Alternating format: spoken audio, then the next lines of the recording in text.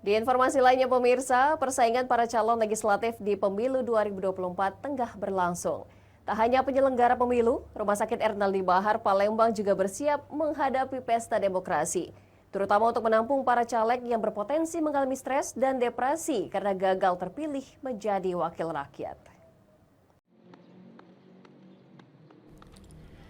Rumah Sakit Ernaldi Bahar Palembang dikenal memiliki kekhususan pada penanganan penyakit kejiwaan. Rumah sakit tetap bersiaga melayani pasien 24 jam, termasuk kemungkinan banyaknya calon legislatif yang mengalami stres karena tak menjadi pilihan rakyat di Pileg 2024. Untuk penanganan pasien kejiwaan, rumah sakit telah menyiagakan 9 psikiater dan menyediakan pelayanan rawat jalan. Untuk rawat inap, rumah sakit mampu menyediakan 164 tempat tidur. Tersedia pula tempat rehabilitasi di mana pasien dapat beraktivitas secara produktif. Setiap pasien akan mendapatkan penanganan menyesuaikan kondisinya, baik dengan rawat jalan ataupun perawatan khusus di rumah sakit. Kalau depresi ini merupakan salah satu diagnosis ya gangguan jiwa. Depresi juga ada ringan, sedang, berat. Kalau untuk ringan mungkin masih bisa melalui rawat jalan gitu ya.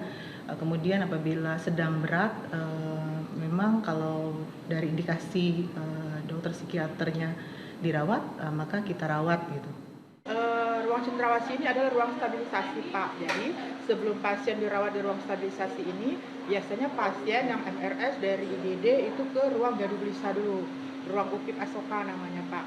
Nah di sana biasanya dirawat 3 sampai 7 hari. Setelah itu baru dipindahkan ke ruang stabilisasi.